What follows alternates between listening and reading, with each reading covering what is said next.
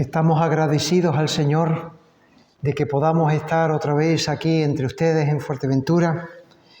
Siempre están en nuestras oraciones. Estamos contentos de poder verlos y saludarles. Y deseamos que Dios les siga guardando, les siga guiando y haciendo su obra según su voluntad en medio de ustedes. Vamos entonces a ir al libro de Números. Vamos a considerar una serie de pasajes del libro de Números.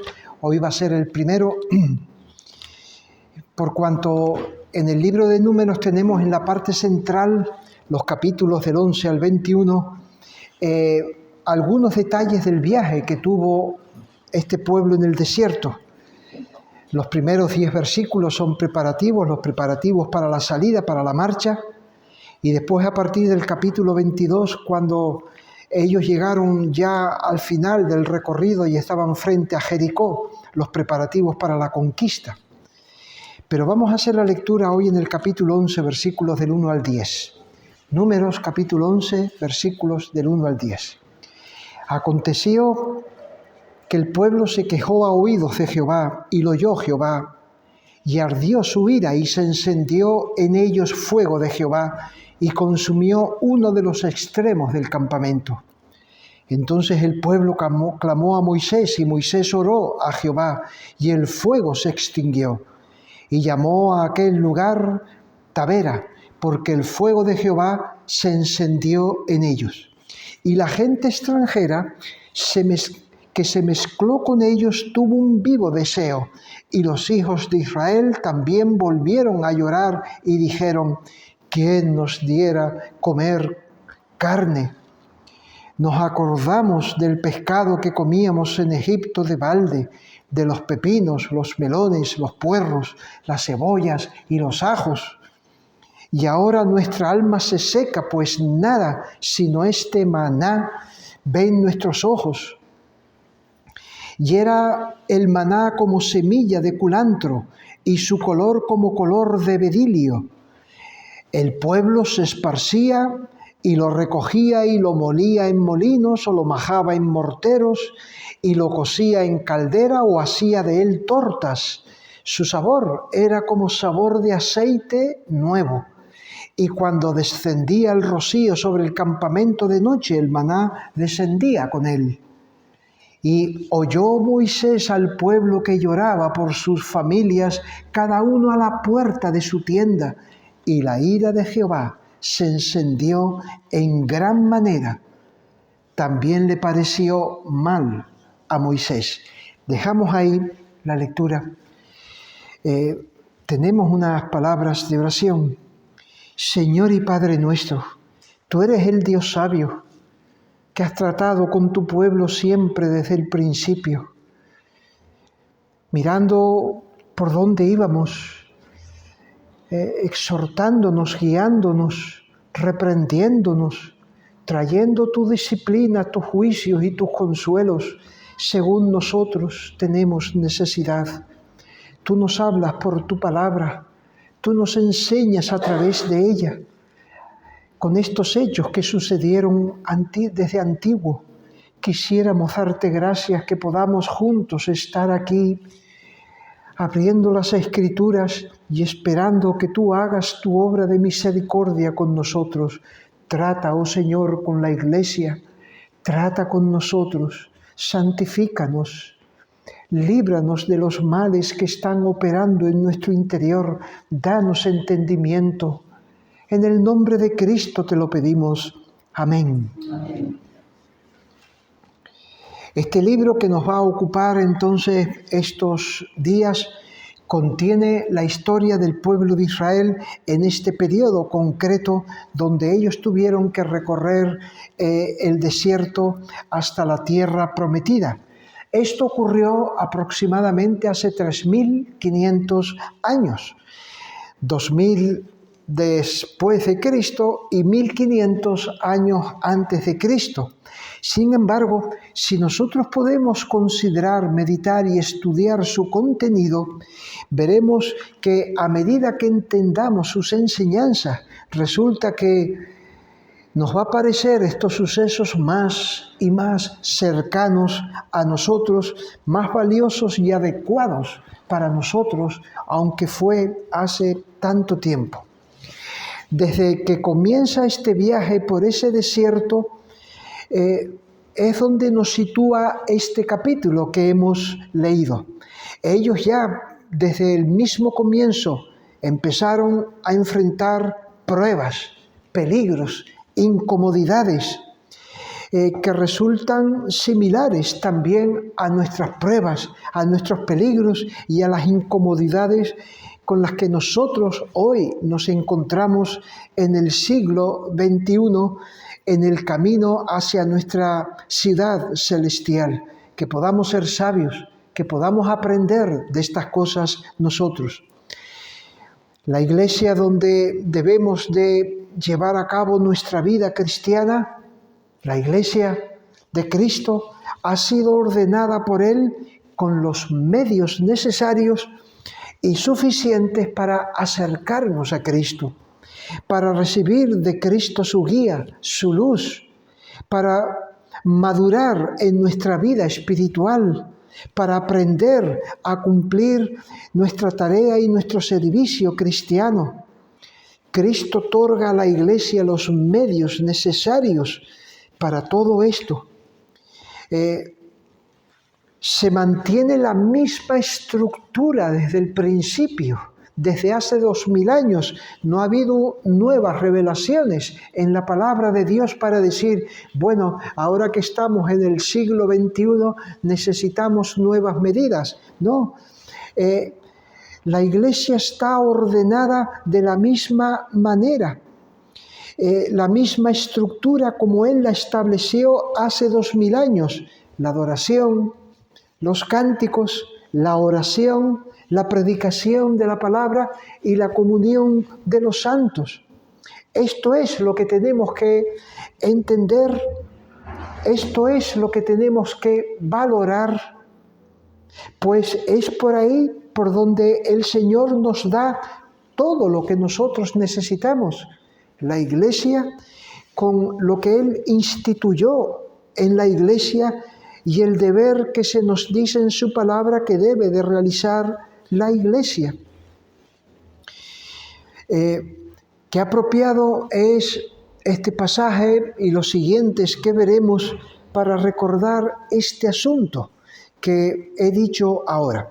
Como dije, estamos en el capítulo 11, justo en la salida del monte de Sinaí, donde el pueblo había estado poco más de un año. Salió de Egipto y llegó a Sinaí. Allí a los lados del monte de Sinaí, ahí ellos permanecieron un poco más de un año, donde Dios bajó al monte, Dios le dio las tablas, ellos construyeron el tabernáculo, recuerdan que tenían que construir. Después llamaron a Aarón a sus hijos para constituirlos como los sacerdotes con todos los utensilios del tabernáculo.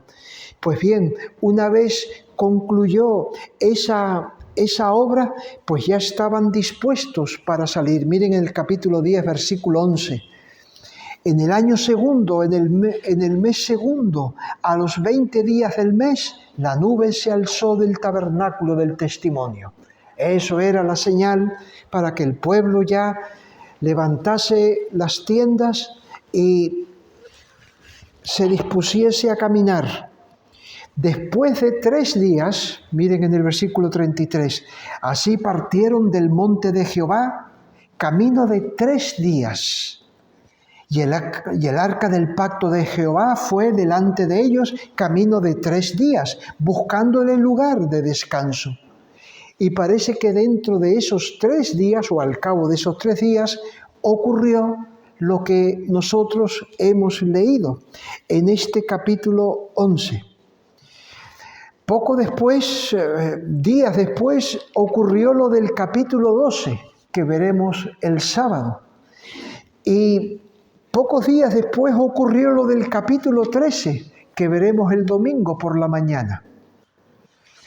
Y ya después saltaremos a lo que ocurrió al final, casi en el capítulo 21, qué ocurrió, qué situación ocurrió, de la cual con la ayuda de Dios queremos sacar algunas lecciones que espero sean de provecho para ustedes. El método que vamos a seguir va a ser el mismo. Primero vamos a pararnos para entender un poco qué es lo que ahí se nos está diciendo, cómo nos cuenta la palabra de Dios ese suceso. Los hechos narrados. Eso es lo que primero vamos a hacer. Tratar de entender los hechos narrados. Y una vez entendido, vamos a sacar algunas lecciones, a deducir algunas lecciones para nosotros de ello. Así es como hay que hacer siempre con la palabra, cuando uno la medita y la estudia. Primero, entender lo que hay ahí escrito. Y cuando uno lo entiende, entonces empieza a buscar las implicaciones. No leer y sacarlas. No, primero hay que entender lo que ahí dice. Y cuando uno entiende lo que Dios nos está diciendo en ese texto, entonces meditamos y empezamos a buscar las implicaciones. No busquemos las implicaciones solamente de leer el texto. Hay que conocer el texto. En su contexto, en sus palabras. Bueno, no vamos a hacer un estudio muy pormenorizado de todo este pasaje, pero por lo menos a entender algunas cosas importantes. En estos versículos del 1 al 10, hay dos momentos diferentes, críticos en este pueblo. Nada más salir de Sinaí, que eso tuvo consecuencias y consecuencias grandes sobre muchos. Están diferenciados los dos acontecimientos, aunque podrían estar conectados. El primer acontecimiento es el versículo del 1 al 3 y el otro es el resto del 4 en adelante. El primero, entonces, lo que vemos es que el pueblo se quejó a oídos de Jehová. Esa es la esencia de lo que ahí ocurrió. Se quejó. El pueblo se sintió mal, incómodo. Habían estado 3 días andando y ya era mucho. ¿A qué se debe ese malestar? ¿Por qué se quejan? No sabemos, no se dice ahí por qué se quejaron. No hay la razón. Caminar por ese desierto, pues imagínense, sería algo incómodo. Expresan su desacuerdo, expresan sus molestias por lo que ven, cómo se sienten. Estamos en el desierto, ¿cómo se sienten ellos? Parece que no tenían muy presente o patente que ese era el camino hacia la tierra prometida, que la voluntad de Dios para ellos era pasar por ese desierto. Tenían las señales de la presencia de Dios con ellos. Ahí estaba la nube que se había levantado hacía 3 días y estaba delante de ellos. Tenían el maná. Ahí estaba Moisés, el hombre de Dios. Pero solo ven el desierto, lo incómodo que es, el sacrificio que representan, y no se sienten bien allí. Se quejan y Dios lo oye.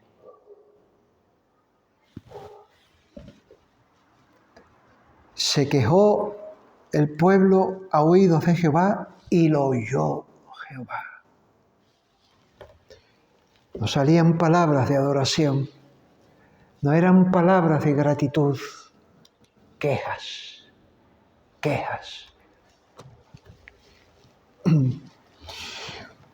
Y Dios se ve ofendido en su sabiduría que había diseñado, ofendido en su poder que los estaba sosteniendo, ofendido en su gracia que les concedía tal cosa. Esa queja iba dirigida hacia los atributos santos y perfectos de Dios que se había manifestado hacia ellos para su bien. Y Dios responde, y ardió su ira, y se encendió en ellos el fuego de Jehová, y consumió uno de los extremos del campamento. Aquí ya empiezan a morir.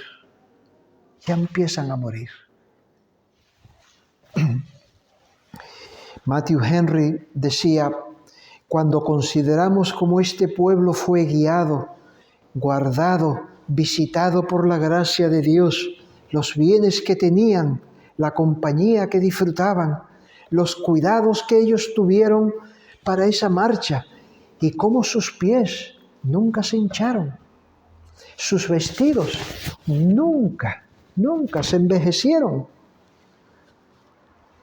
Nosotros podemos preguntar, ¿qué más podía hacerse para facilitar el camino a ese pueblo? ¿Qué más podía hacerse? Lo tenían todo. En un contexto así, Dios envía fuego al campamento y empiezan a sufrir las consecuencias de tal cosa. Reaccionan. Entonces el pueblo que aclamó a Moisés, versículo 2, y Moisés oró a Jehová y el fuego se extinguió. Y son librados de ese azote. Bien, inmediatamente después nos dice lo que pasa, que leímos en el versículo 4. Aunque se lamentaron de ese fuego que se había encendido y de la pérdida que eso implicaba, quizá no se lamentaron de sus pecados. No se lamentaron de su pecado. Y ahora continuó ese malestar, ese disgusto entre la gente extranjera. Tuvo un vivo deseo, dice el versículo 4, la gente extranjera, aquellos que eran de los egipcios o de otras naciones que se habían unido al pueblo de Israel cuando ellos salieron de Egipto. Eso se recoge en el capítulo 12.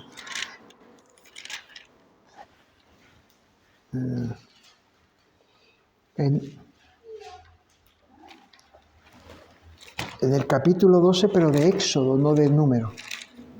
En el versículo 38, también subió con ellos grande multitud de toda clase de gentes y ovejas y muchísimo ganado. Pues bien, esta gente empezó a expresar su disgusto, que no estaban cómodos con el tema de la comida. Pero esto no se limitó a ellos, sino que pronto se transmitió este malestar y vemos en el versículo 10, el último que leímos en la lectura inicial de Números 12, vemos al pueblo llorando por sus familias, cada uno a la puerta de su tienda. Todos llorando, lamentándose.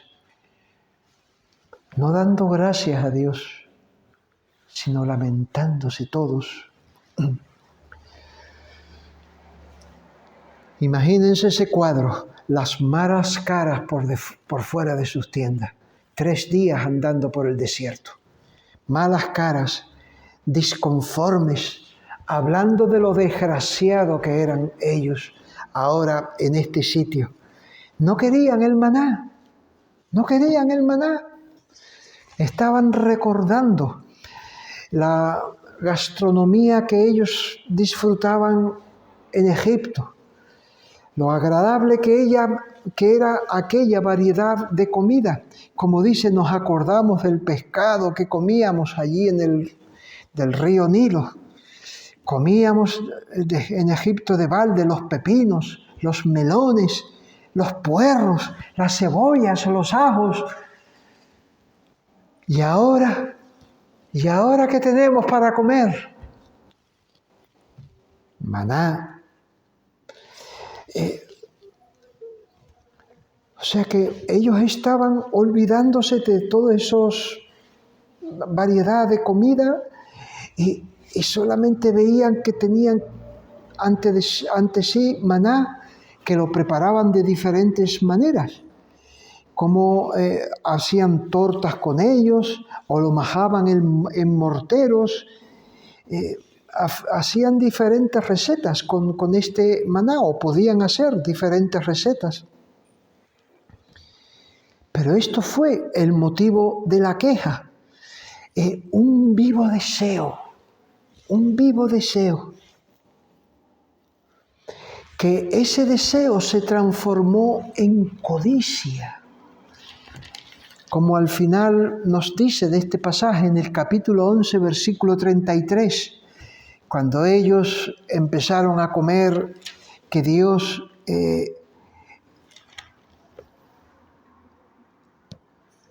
le dio carne para comer, ¿recuerdan? Le envió un montón de carne.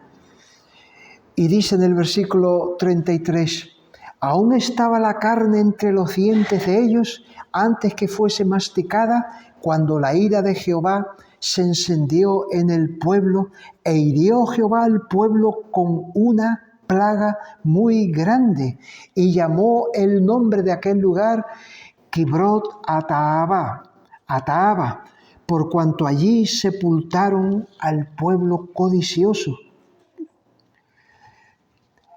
Les dio mucha carne, y cuando estaban comiendo y comiendo de esa carne, pues vino esa plaga. Pero el asunto es que este deseo se transformó en esa codicia. O sea que el maná les resultó desagradable.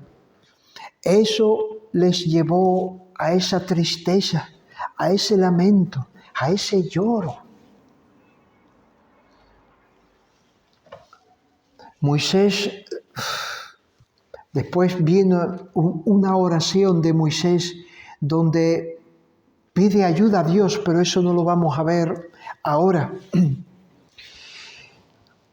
No percibían a Dios, no percibían la mano de Dios con ellos, no veían lo que Dios estaba haciendo con ellos, no pueden animarse en las promesas de Dios. No pueden animarse o afirmarse en la fe de Dios, en la fe en Dios, en sus tratos con ellos. No pueden confortar sus almas pensando en Dios. No encontraban paz con Dios. No encontraban bien a sus almas. Al considerar la mano de Dios con ellos, estaban llorando, todos a la puerta de su tienda. No, porque no podían tener lo que los egipcios le ofrecían. Lo que los egipcios le ofrecían. Y no veían lo que Dios les estaba dando.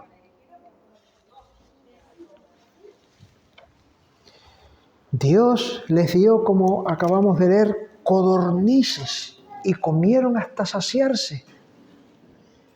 Pero así es como murieron los codiciosos. Bueno, hemos visto entonces algunas características del suceso concreto, este evento, el primero y el segundo. Vamos a sacar entonces algunas reflexiones que son útiles para nosotros. Cristo está sosteniendo a su pueblo que ahora está andando por el desierto con el maná. Durante todo el camino hasta llegar a la tierra prometida. Porque ellos no pudieron apreciar lo que Dios hacía. Porque ellos no pudieron apreciar lo que Dios le daba. ¿Por qué en el desierto a donde Dios los había llevado no encontraron contentamiento en Dios? No encontraron satisfacción en Dios, en su palabra, en sus promesas, sino sus deseos, sus propios deseos. Yo quiero esto, y yo no tengo esto, y yo deseo esto.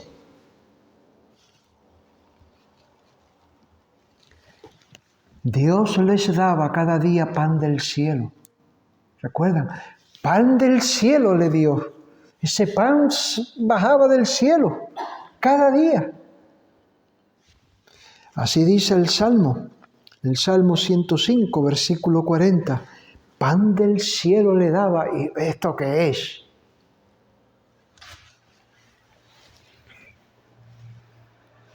Meditemos en esto. Meditemos en esto. La primera cuestión que me gustaría traer es que tenemos que acordarnos lo que dice Hebreos capítulo 12, versículo 14. Seguid la santidad sin la cual nadie verá al Señor.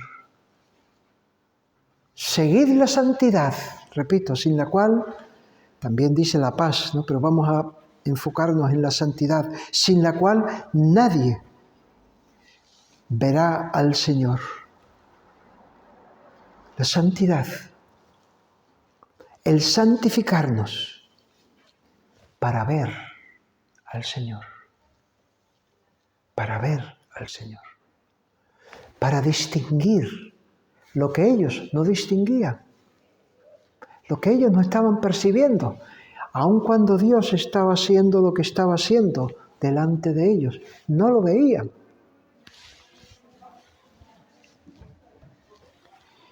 Perfeccionar la santidad en el temor del Señor, dice 2 de Corintios 7:1. Para poder distinguir, ver al Señor, para poder distinguir dónde está, lo que está haciendo, lo que nos está diciendo, lo que quiere de nosotros, poder distinguirlo, es necesaria la santidad. Tratando con el pecado que hay en nosotros, que vemos, que sale, que surge. Tratando, en este caso, con esos deseos. Tratando con esos deseos que no lo trataron. Esos deseos se convirtieron en codicia. El primer punto, cómo se quejó a oídos de Jehová. Y lo que quisieron después de quejarse es que Dios nos bendiga, que Dios nos bendiga. Nosotros podemos quejarnos, pero que Dios nos bendiga. No trataron las quejas, no trataron ese malestar y se convirtió después en esa amargura, en ese deseo, cómo el diablo los llevó a ellos a ese punto. Así que por un lado, tratar el pecado en nosotros, ese pecado que está, que surge, que vemos, esos deseos, esas codicias. Y por otro lado, la santificación es ejercitarnos en la paciencia, ejercitarnos en la humildad, ejercitarnos en la mansedumbre. Este pueblo debió haber tratado esos deseos. Después Dios trajo juicio sobre ellos. No se santificaron y no veían lo que Dios estaba haciendo con ellos. No lo veían. No veían la misericordia de Dios. No veía la bondad con la que Dios los visitaba cada día. No la veían. Esto es trágico, pero real. Dios anda en medio de su iglesia, haciendo su obra en su iglesia, ordenando nuestras vidas, llevándonos por un desierto, a veces por un jardín, un precioso jardín. Eso lo tenemos que ver, lo tenemos que distinguir. Ejercitar la fe y el discernimiento espiritual, ¿cómo? Por la santificación, por la santificación. ¿Recuerdan Santiago lo que al abrir su carta cómo aborda esta cuestión? Santiago capítulo 1, versículo 2, 3 y 4. Hermanos míos, tened por sumo gozo cuando os halléis en diversas pruebas, sabiendo que la prueba de vuestra fe produce paciencia. Las pruebas, las dificultades, como estos en el desierto. Vino la prueba, vino esto del corazón que salió ahí, ese mal deseo de su corazón que surgió y salió de ahí. Hermanos, tened por sumo gozo cuando os halléis en diversas pruebas. Un hombre santo puede gozarse en tribulaciones y pruebas porque puede ver que Cristo está enseñándole a tratar con su carácter para desarrollar la paciencia, para trabajar la humildad, para trabajar la obediencia. Se puede gozar porque ve la mano de Dios en las pruebas. Pero estos llorando por sus familias, por fuera de las tiendas, donde uno a otro, ay mira lo que tenemos, mira dónde estamos, uno a otro pasándose. Todas estas ideas, en vez de ejercitarse en la paciencia, en la humildad, piensa en las dificultades de la iglesia. Las dificultades de la iglesia. También en el matrimonio, en la familia. Esas cuestiones que te deprimen. Surgen nuestros deseos, surgen nuestras dificultades y no vemos clara la mano del Señor. ¿Y qué empezamos a hablar? ¿Qué empezamos a pensar? ¿Qué empezamos a decir? ¿Qué empezamos a decir? Porque ustedes habrán visto las cosas que surgen en la iglesia.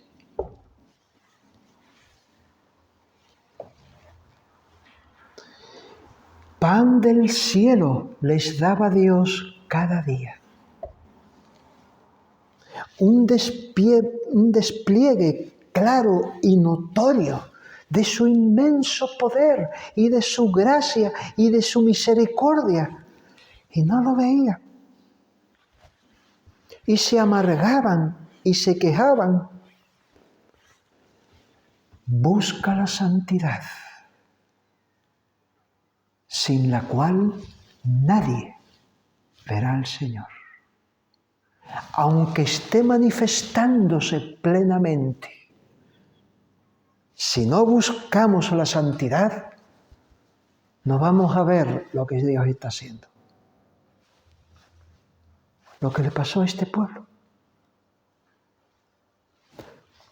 Vamos a ir a una segunda lección y ahí nos quedaremos.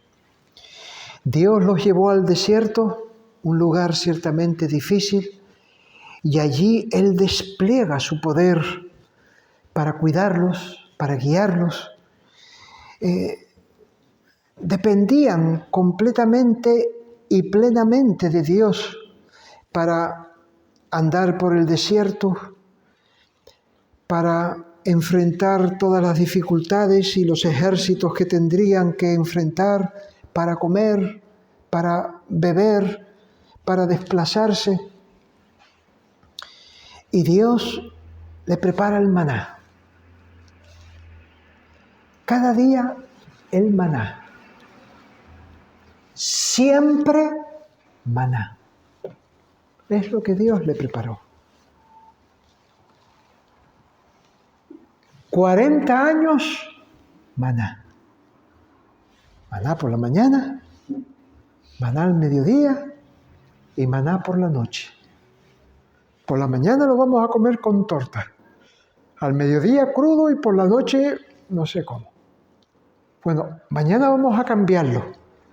Maná, maná, maná.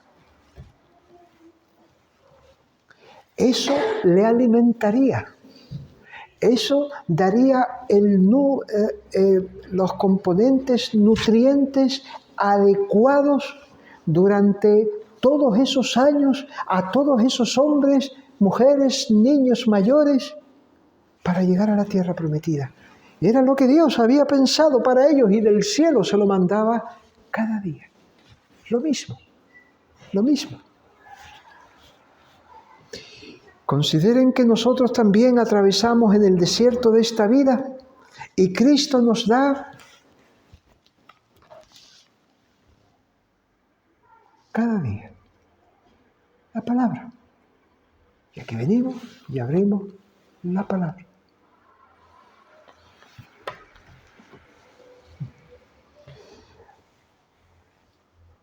La oración,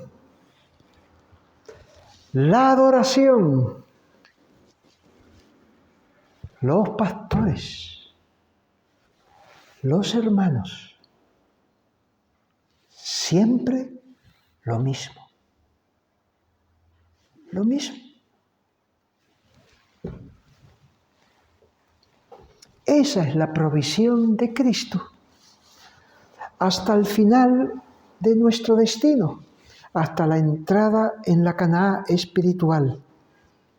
Día tras día, semana tras semana, todos los meses, todos los años, lo mismo.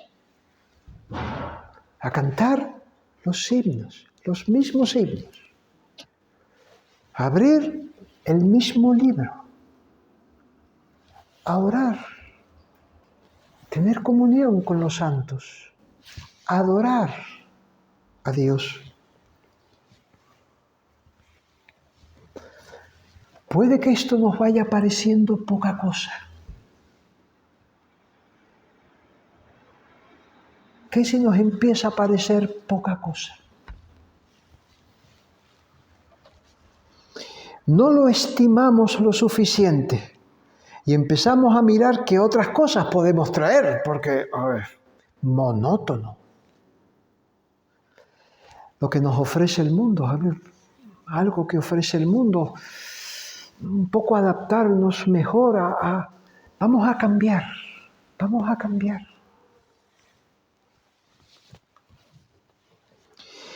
Este pueblo llegó a un punto en que no encontraba atractivo los medios que Dios había ordenado para ellos, para su bien. No los encontraron atractivos.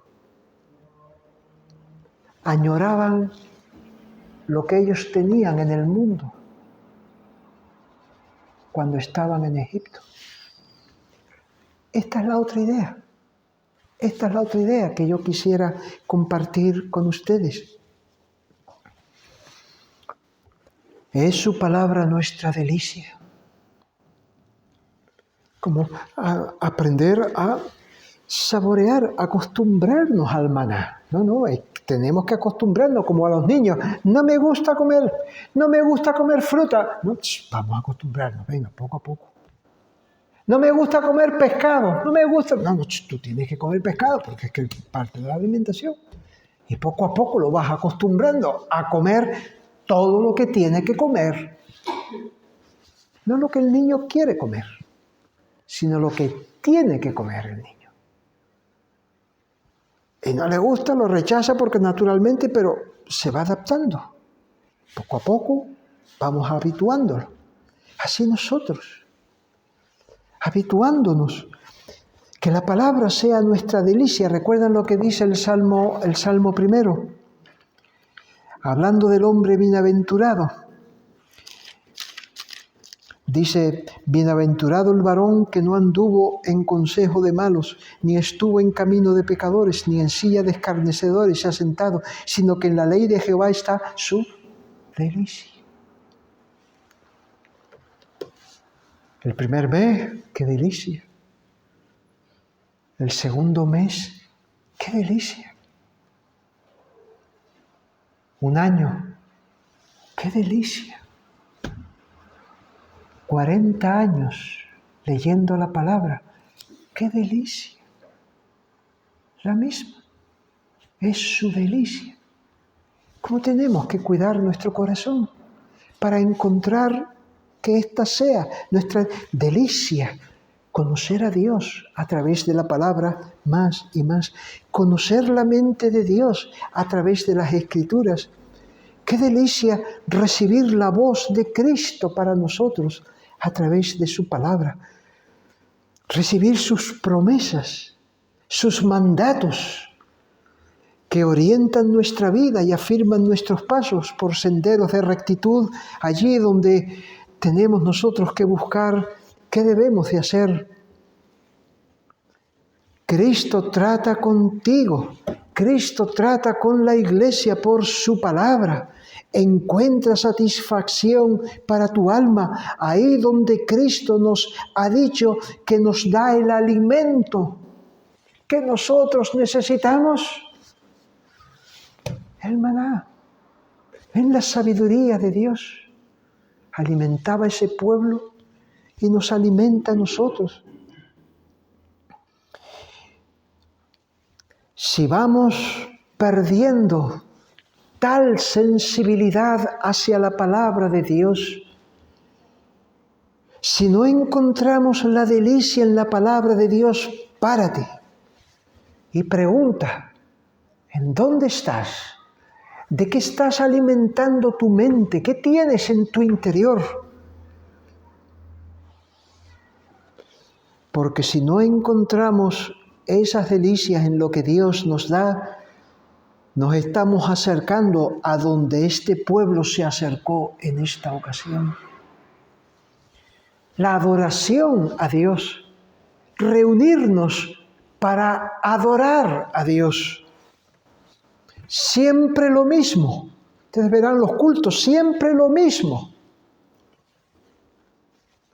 Con un cierto orden. Por fuera se hace según ese orden, donde hay una oración, hay un canto, las ofrendas, se hace una lectura, se hace la predicación de la palabra, el ordenamiento del culto.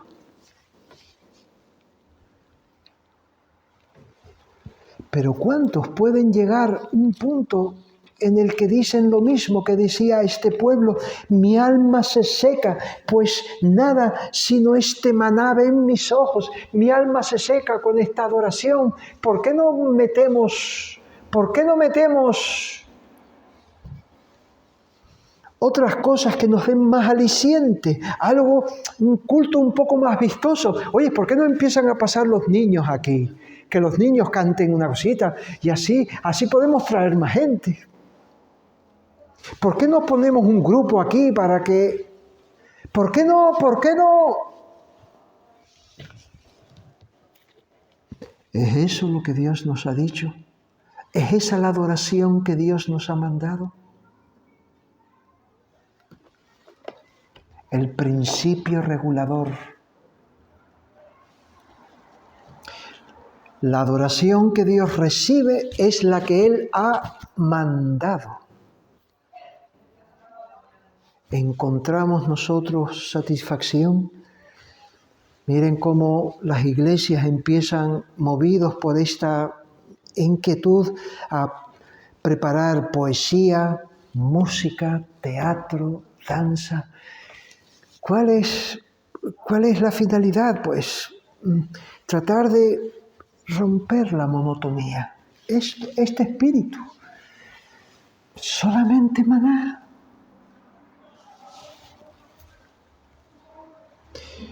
¿Cómo a través de la adoración Tenemos que buscar la comunión con Dios, no es por fuera. No es quedarnos en lo de fuera. En los cánticos tenemos que buscar la comunión con Dios. Es lo importante que es meditar. ¿A qué voy? Yo voy a buscar la comunión con Dios a través de la adoración. Y la adoración es la cáscara de fuera. Es el rito que hacemos, el orden que tenemos, pero ahí no nos quedamos. ¿Cómo se hace necesaria la preparación en nuestra alma?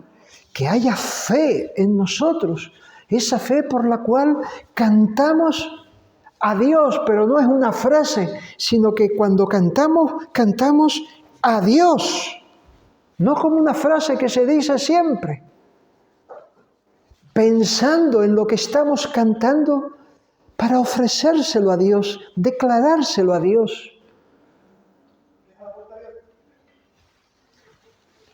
Nos preparamos para que la fe esté activa en todos estos elementos que comportan el culto a Dios. Es el maná que Dios nos ha dado y siempre es el mismo. Siempre es el mismo. No ha habido ninguna otra revelación para que la Iglesia cambie el culto y le ponga otras cosas. No hay. 40 años comiendo lo mismo. Esa era. Hasta el día que llegaron a la tierra prometida. El día que recogieron del fruto, ese día no vieron que el maná cayó sobre ellos. Habían llegado. Pues así nosotros. La oración semana tras semana, donde podemos ir al trono de su gracia para alcanzar oportuno socorro. Eso. O sea, lo importante es Dios. Lo importante es llegar y tener comunión con Él y llegar a su trono. Y buscar su misericordia a través de lo que Él nos ha dado para ello.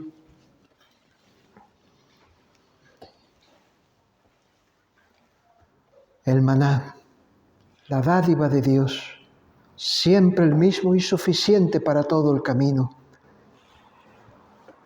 Busquemos la santidad. ¿Qué es la santidad? ¿Cómo me santifico? Busca eso. Busca la santidad. Lee esos buenos libros que te ayuden a entender mejor lo que Dios dice y lo que está pasando en tu corazón para buscar la santidad. Miremos que la predicación de la palabra de Dios, la oración, la adoración en la iglesia, la comunión con los hermanos, que es otro elemento que no señalamos, es el medio por el que Cristo nutre nuestras almas, manifiesta su amor, nos da sus promesas, su guía y su poder para transformar nuestras vidas, para salvar a los incrédulos. No nos quejemos del maná. No podemos dejar que la codicia, ese amor al mundo, los deseos de la carne, nos cieguen para no ver lo que Dios nos da, lo que Dios ha hecho y lo que Dios está haciendo y las promesas que Dios nos ha dado. Teniendo un ejemplo así, no nos pase a nosotros lo mismo. Que el Señor nos ayude. Bueno, como vamos a